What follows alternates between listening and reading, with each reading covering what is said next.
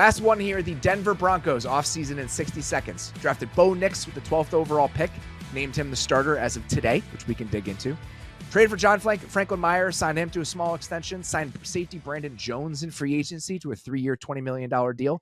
Brought in Josh Reynolds on a 2-year, $9 million contract. Gave Quinn Miners a massive 4-year, $72 million extension, making him one of the highest paid guards in the league. Traded Jerry Jeudy to the Broncos. Moved on from Russell Wilson, decided to eat the majority of his dead salary this year rather than next year. Traded Jerry Jeudy to the Browns, released Russell Wilson, and decided to eat a majority of his dead salary this year instead of next year. An interesting move. Lost Lloyd Cushenberry, Josie Jewell in free agency, and moved on from Justin Simmons. Blue chip check-in for the Denver Broncos heading into this year. PS2. That's it. It's just Patrick Surtain. That's all I got. And I think you can make an argument that Miners and Bowles are like on the next step down. Like those are both good players. Bowles, when healthy, is a reliable left tackle. I think that giving him and Colton Miller the bump for me is mostly just if you have a reliable left tackle, that is a building block for your organization. That is a very good thing to have. I think that's fair. That's one of those positions where you got to be over the line or you are in trouble. Those guys are over the line. And that's why I'm willing to just like throw their names in here. What significant question marks do you have about the Broncos heading into this year? I don't know a whole lot of what's going on in the back seven, basically. You know, I just said that Patrick Surtain is their best player, but outside of that, I don't love the linebacker room, and I think, their safety room, I think, is pretty unproven. The other cornerback spots outside of Patrick Surtain are pretty uncertain, so a lot of questions everywhere outside of pass rush. So we'll hit that because that's one of my answers for one of the other questions here. I'm curious, what do you think about the off-ball linebackers on this team? We got Alex Singleton and Cody Barton. You're the off-ball linebacker, man. What should I think about the Broncos linebackers heading into the season? Not good. I'm not a big fan of either of them. Great. And here's what you'll get from Broncos fans about Alex Singleton. He makes a lot of tackles and he plays with a lot of. He's like his limbs and everything is moving faster than he is actually covering ground on the field, if that makes sense. It's the Isaiah Pacheco of off-ball linebackers. Yes, there is a lot of that going on. And so it seems like he's doing all of this stuff and he's really not. Like, he doesn't really buy you back space in the run game. I think coverage-wise, he kind of just gives you the bare minimum. So I really don't want to, sit here and say that he's the worst linebacker in the league. He's certainly not. But I think sometimes some of his like tackle stats can inflate the actual player that he is. What do you watch in the first month of the season with this Broncos team? Dude, their pass rush can be kind of good. Like, they don't have an ace, but they've got 4 or 5 dudes who I think they could really get after it. Like, Baron Browning has been interesting.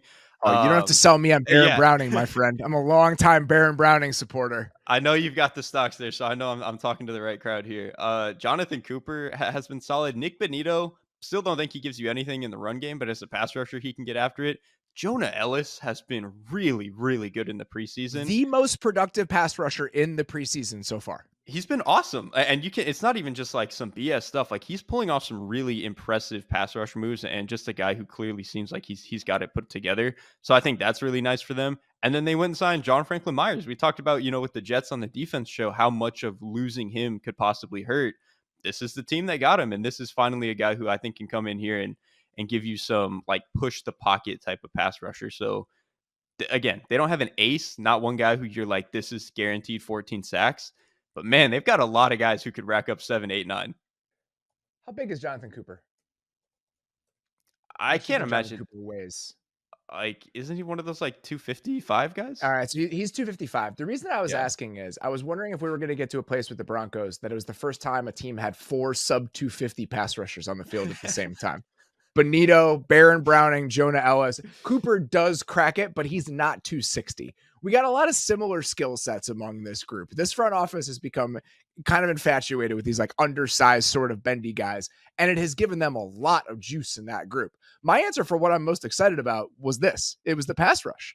Like, you drop those skill sets in with Zach Allen, who's a solid player. I like DJ Jones in the right moments. John Franklin Myers. Like, this front, I think, has a chance to be a very good front. The questions come with everything else that's going on defense on the back end outside of Patrick Surtain. And, Brandon Jones is like a solid piece for them, but like PJ Locke is the other starting safety in this team. We'll talk about Riley Moss, but I'm with you. I think the pass rush has a chance to be very exciting for this group from day one. And I want to say too, Vance Joseph is very much a guy who will move guys around and just bring a bunch of bodies and be weird and do all of this other stuff. When you have this many pass rushers who are this fast and can get after it, it's kind of a perfect marriage. It's kind of just going to let him be a crazy person defensive play caller. So I kind of love it. And this defense last year, they were 17th in the NFL from week 5 on in success rate. And I know that the beginning of the season was an absolute train wreck, and the Miami game being the most notable part of that, but they just were not good. They got sliced and diced by the Bears a week later. This was an interesting situation. I mean, Vance Joseph was going in with a defensive staff that a lot of them had been retained because with Ejiro Evero being the defensive coordinator there, like Christian Parker, who I think was their pass game coordinator, their DB's coach, he was still there. So I think they were trying to run a lot of the same stuff they had run under Evero the previous year because they were so good on defense. And at that transition, I think was just a little bit rocky at the beginning before they eventually settled in. So we have memories of this defense being like a complete disaster at times in 2023. In reality, for most of the year, they settled somewhere around average. It's also hard to play defense when the offense was what it was. So the fact that they were able to actually bow up towards the end is pretty impressive. When I'm watching the first month of the season, essentially just what does this offense look like for Bo Nix, right? Like what does the construction of the offense look like? And we can save this a little bit because I know Bo Nix is going to be your answer for something else, but just the Bo Nix question, I think is probably the biggest thing that's going to be on my mind as the season gets going. With that in mind, what is keeping you up at night about this year's Broncos team? The man right there, Bo Nix. I understand why there is a lot of optimism with what he's shown in the preseason. He's been fairly accurate, and I even for some of the concerns I have about Bo Nix, accuracy is not one of them. He is a really accurate passer, like on the throws that he's willing to make, and when he makes them on time, it's gonna get there. Like he can really put the ball where it needs to be, and he's done good in quick game. Sean Payton is obviously a really good offensive mind. I just don't know if they can get that many explosive plays, that many truly game breaking plays out of him in year one. I think maybe you can get to a point where the offense really is such a well run machine, like 2, 3 years down the line. Year one, man, I just don't know if he's going to be that kind of player. You watch Bo Nix obviously a ton in college. You studied him coming out. You know what Sean Payton wants to do. In your mind, what is an ideal marriage between Bo Nix and Sean Payton look like just structurally? So I think when we have, um, Sean Payton's offense in mind, we all think of Drew Brees, and whether that's 2011 Drew Brees or whatever, when he's just absolutely chucking it down the field to like Robert Meacham or whoever, or whether it's like kind of late stage career where it's a little bit more quick game spread, all that other stuff. To me, I think we're going to see something very similar to what the Teddy Bridgewater offense was, for that 5 game stretch when he had to play that one season. I think it's going to be really similar to that, where it's some watered down version of what the Drew Brees, like the late stage Drew Brees offense was, where it's a lot of quick game. We're going to really simplify the play action stuff. We're not going to ask you to actually throw it that far down the field that often. We're going to try to roll you out if we can. I think with Nix, they absolutely should do that. The only addition will probably be I more assume just a RPOs. shitload of RPOs, right? Yeah. I was gonna say they're gonna add RPOs, which I don't think is something Peyton was doing a ton of. But when you bring in a guy like Nix, that is obviously going to be part of your offense. Because the other thing is, agnostic of Sean Payton and this offense, my ideal fit or whatever for Nix was, I kind of wanted to see if Miami would draft him if he fell at a certain point. Like that to me made a ton of sense for what he was as a player. Obviously, this Denver team does not have that kind of receiver talent or that kind of receiver speed. So this is my question with this team, because what's keeping me up at night beyond the Bo Nix thing, which I think is reasonable to mention here. Are we worried about this receiver group and like how it's been put together? Because Marvin Mims was supposed to be the juice for this team. And Marvin Mims was playing into like the third quarter of a preseason game when the starting receivers were Cortland Sutton, Tim Patrick, and Josh Reynolds when they were in 11 personnel. Like that group combined with a quarterback who doesn't want to push the ball down the field. Is that a concern? Like, should I be worried about that? Because I kind of am a little bit. So that's the thing. I think if this was a more traditional Sean Payton offense, like back in 2012, that era, or even similar to like what the Lions are now, this receiver core would make a ton of sense to me. Sutton and Reynolds, you figure out the number 3 guy with some speed, whatever. I think if you had a quarterback who was more willing to make and more willing and able to hang in the pocket and make those downfield throws, this would be fine. I think with, like you said, a quarterback like Bo Nix, it's kind of a weird mishmash of what the quarterback wants to be and what this receiver room is actually capable of and what they're best of. So I think for that reason, it's definitely worth being concerned about. What are you most excited about with this year's Broncos team? I'm just excited to see how far can they take this run game, because I think last year when you bring in Sean Payton, he's going to run everything under the sun, dude. Power, counter, a bunch of different formations. He's going to run zone. If there's a run call, he's gonna run it probably more times than almost any other team. Like if you go look at run splits on like Sports Info Solutions or anything, they're like middle of the pack in literally every run concept because they literally just try everything, dude. And that is hard on an offensive line and a running back in year one of the system. Like it's just you're throwing everything at them, and they've got to go figure it out. Especially in my opinion, too, Javonte Williams is a really good athlete and he's really good at breaking tackles. Vision is not his strong suit. He's kind of a guy who can dilly dally a little bit behind the line of scrimmage, bounce when he shouldn't, all that other stuff. But I do think maybe getting another year with Peyton could be beneficial to getting him closer to average in that regard. And then if we think this offensive line can be a decent run blocking unit again, I think just some of the coaching points you're going to get from Peyton, I'm really excited to see if they can take another step. And then add the quarterback run element to it. Nix is a guy who can absolutely run. Look, if Daniel Jones could run for 600-700 yards or whatever, Bo Nix has that in him. Like he is that he can kind of be that kind of runner. So, okay, that's a good thing to bring up. So maybe the best path forward for this offense is they run the ball efficiently because they have a good run blocking offensive line. Like this group can do that. From left to right, they have the bodies to make that happen, even if they're slotting in a new starting center this year. So if they can kind of establish themselves in that area and you add the quarterback run game, maybe there is like a little 2022 Giants, like a supercharged version of this, where it is more horizontal in the passing game, but you've got so many different layers to the RPO world, to the running game, to the quarterback run game, that becomes enough for you to cobble together an above average offense over the course of a season. Is that unreasonable? No, that plus if you get some of the, ball skills, just contested catch stuff that you might get from Cortland Sutton and Josh Reynolds, that's not the prettiest offense, but it's something. And if you have a rookie quarterback, like that's not the worst way to live, really. And the other part of this with the Devontae Williams specifically, you hope he's a little healthier. I mean, he was coming off a catastrophic knee injury from the previous season. And by all accounts, he has kind of separated himself a little bit from some of the other guys in that running back room. He's kind of clearly the number one option there by the end of camp.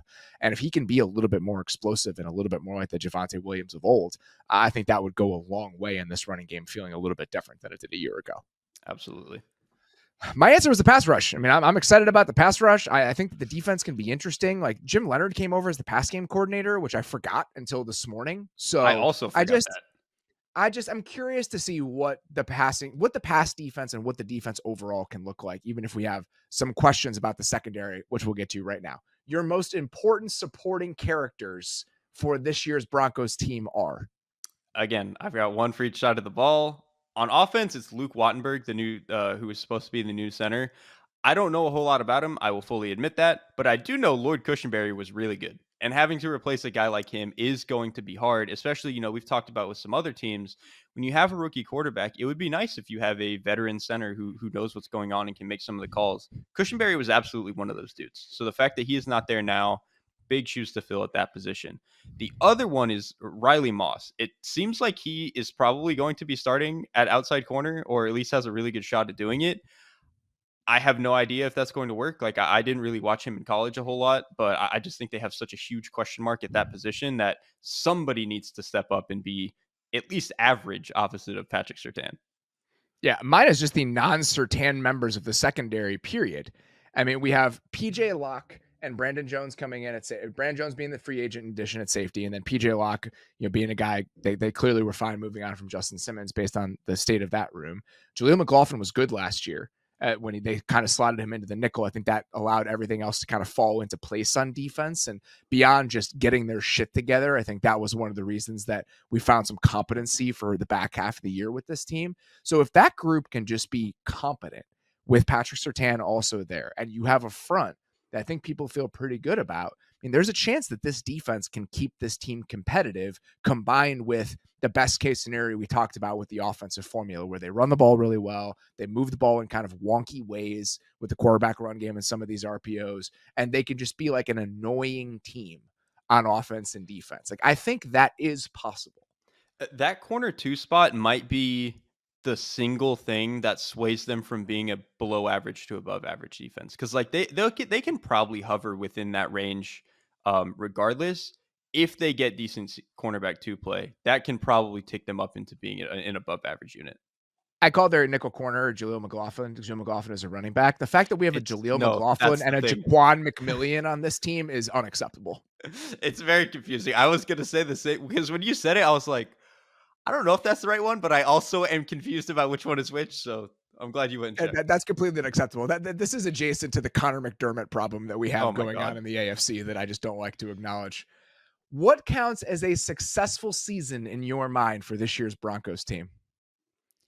I think it's, kind of the same thing, but I'm hoping the Sean Payton offense just looks more the way that it should. And that can mean a number of things because he's ran a bunch of different offenses, but it was clearly more of the Russ, this is what we have to be with Russ offense last year. And I think Sean doesn't want to be that. So if they can look a little bit more like what he envisions his offense to be, and then similarly, can Bo Nix just look like he can be a competent, at the very least, just a guy who is good on your rookie contract and gives you some good play there. The move for Sean Payton by the end of this season they have to prove that it was worth it. Like, you brought in Sean Payton to fix the offense, to give you an identity, and to make this like a big boy grown up NFL organization. Let's see it. Like, let's see if Sean Payton still has the goods as a play caller, as an offensive designer, as the architect of something like this. I think he might. It was just hard to tell last year as you were wading through the Russell Wilson of it all. And if the answer by the end of the year is this guy can still cook, and we're going to get the most out of this rookie quarterback contract as we move into next year, and they have more resources and they can kind of throw a little bit more money around when Russ isn't counting for $50 million against the cap, then I think you have to feel pretty good as a Broncos fan about the direction of this. And I'm kind of optimistic on the Sean Payton front just because he very much seem to be. You seem more bought in than I think a lot of other people are after the way that last season went. It's tough because I'm of two minds because I don't love Bo Nix. I mean, I think he could be a functional rookie contract player. I just don't see the upside. But then I just love Sean Payton. And I also think he very much seems like a my way or the highway guy. Well, he's got his way now. He's got his new quarterback, and he's been able to make some of the moves that he wanted. So I think he should be pretty happy. I'm reserving judgment on the Sean Payton era in Denver until we get like halfway into this season. And not that like Bo Nix has to be a finished product, but I just want to see the progress. I want to see the path forward by the time we get to like week 10 this year, where it's just like, okay, that's why you're paying that guy $25 million a year to be the figurehead of your organization. These are the results that we're looking for. Your irresponsible player prediction for this year's Broncos is... This is going to sound weird after a lot of the things that I've said about Bo Nix, but I think there is a chance he could be really in the running for breaking the rookie completion percentage record, which technically is Jake Browning at like 70 point something, but he didn't play enough games for me to consider that serious. The real one is Dak Prescott at 67.8. And I think you can get a lot of what helped Dak Prescott get there. Obviously, the run game isn't going to be running the ball 35 times a game. Right. So running the ball a lot and running it well. If they can be an above average rushing unit and stay out of like 3rd and 8s a bunch, I think that's going to be huge for Bo Nix. And then if Sean Payton can really game up this passing game, especially in the underneath area, especially with the RPOs, and really give Nix a lot of layups, I think there is a chance that he is just a guy who completes a ton of passes. How many of them are, high value passes? That's to be determined at a later date. I don't know. Maybe there's not that many, but I think there's a good chance he completes an absurd amount of passes.